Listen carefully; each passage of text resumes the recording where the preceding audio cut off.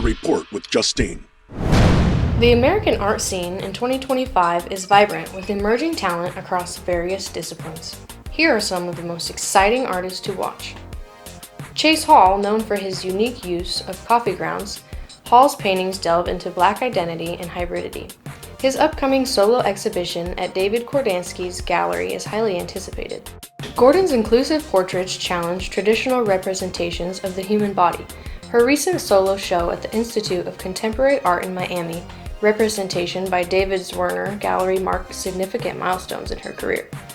Dyson's interdisciplinary work explores themes of architecture, infrastructure, and environmental justice through abstract drawing. Her exhibitions at the Sao Paulo Art Biennial and Tate Liverpool showcase her innovative approach. Devin Rodriguez gained fame for his realistic subway portraits and is now the most followed visual artist on TikTok. His engaging sketches continue to captivate audiences. Elle Kang's site-specific installations, such as in Cascades at the Whitney Museum, explore themes of transformation and ephemerality using light-sensitive film. These artists are redefining contemporary art with their innovative approaches and thought-provoking themes. She isn't AI, she's real. The Report with Justine. Women push back.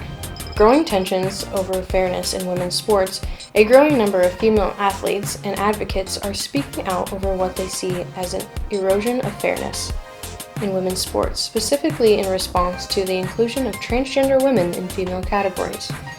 Concerns have intensified in recent years as high-profile cases spotlight biological advantages that transgender women, particularly those who transitioned after male puberty, may retain. Critics argue this can create an uneven playing field in sports where strength, speed, and endurance matters. Organizations like the Independent Council on Women's Sports and numerous Olympians have called for clearer policies that prioritize fairness and safety.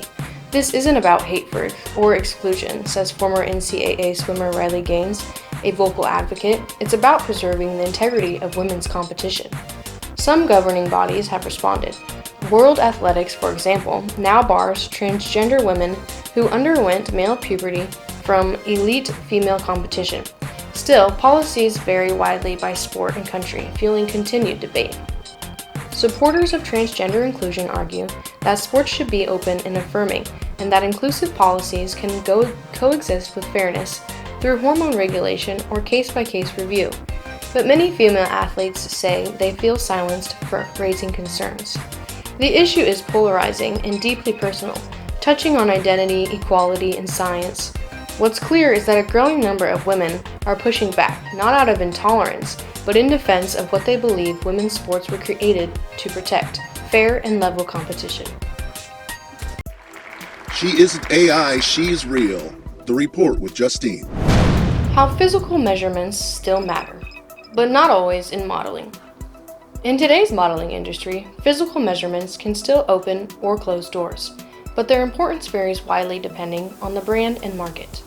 High fashion houses like Chanel, Dior, and Balenciaga still adhere to traditional standards. Runway models are often expected to fall within a narrow height, typically 5'9" to 6 foot, and size range, usually 0 to 4, with precise bust, waist, and hip measurements. These requirements are often tied to sample sizing, which rarely adjusts for body diversity. For models seeking to walk Fashion Week or appear in editorial spreads, these numbers often remain non-negotiable. Campaigns, especially for brands like Aerie, Savage X Fenty, and ASOS, are increasingly measurement inclusive. These companies prioritize relatability and inclusivity, casting models of various sizes, shapes, and heights. The rise of body-positive branding has created space for curved models, petite models, and even influencers. The rise of body-positive branding has created space for curved models, petite models, and even influencers with no formal training. Social media has also blurred the lines. A model's online presence, engagement, and authenticity can outweigh their physical stats. There's still a place for traditional measurements in couture, but clients now want real people who reflect real customers. While the industry isn't fully free of rigid standards, it's evolving. For many aspiring models, opportunities exist far beyond the tape measure, depending on where they look.